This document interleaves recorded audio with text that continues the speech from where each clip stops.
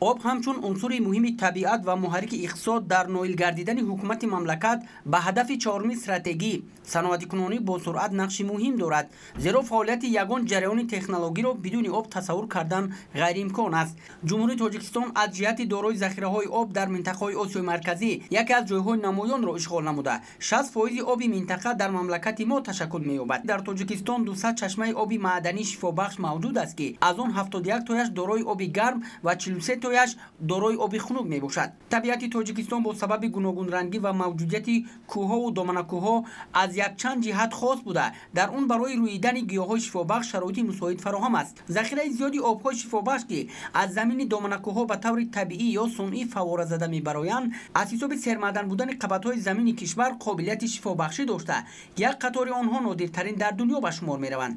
Агар ҳудуди обанборҳои Нораку Роғун ва мавзеъҳои гирди атрофи онро парваришгоҳи гидрологӣ таъсис дода, дар ҳудуд ба туфайли онҳо санъати туризмро метавонем дар кишвармон рушд намудем. Ташкили намуди парваришгоҳои гидрологӣ ба мо имкон медиҳад ки аз як тараф таъсири мутақобилаи низоми гидрологии дарёи кишвармон бахши обҳои танбиҳро ба системаҳои минтақаҳои зеробмонда мавриди таҳлил тақидем. Аз дигар тараф ин парваришгоҳ ҳамчун манбаи рушди сайёҳӣ на танҳо Тоҷикистон, балки тамоми минтақа кишвари Осиёи Марказӣ, кишварҳои Осиё мона метавонанд хизмат намоянд. ҷумҳурии Тоҷикистон барои ривоҷу равнақи намудҳои гуногуни сайёҳӣ имконияти зиёд дорад. Маҳз бо талошҳои созандаву бунёдкоронаи асосгузори сулҳу ваҳдати миллӣ, пешвои миллат, президенти ҷумҳурии Тоҷикистон муҳтарам Эмомалӣ Раҳмон захира ва имконияти обию сайёҳии кишвар ба таври шоиста дар сатҳи байналмилалӣ муаррифӣ ва масъалагузорӣ мешавад. Меня зовут Юсуф, я журналист из Саудовской Аравии.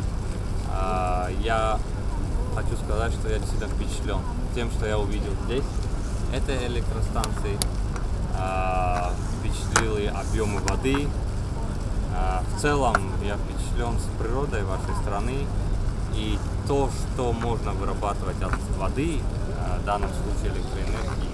В следующий раз обязательно я посещу Таджикистан вместе с моей семьей. бо талошҳои созандаву бунёдкоронаи асосгузори сулҳу ваҳдати миллӣ, пешвои миллат, президенти ҷумҳурии Тоҷикистон муҳтарам Эмомалӣ Раҳмон захира ва имкониятҳои обию сайёҳии кишвар ба таври шоиста дар сатҳи байналмилалӣ муаррифӣ ва масъалагузорӣ карда мешаванд.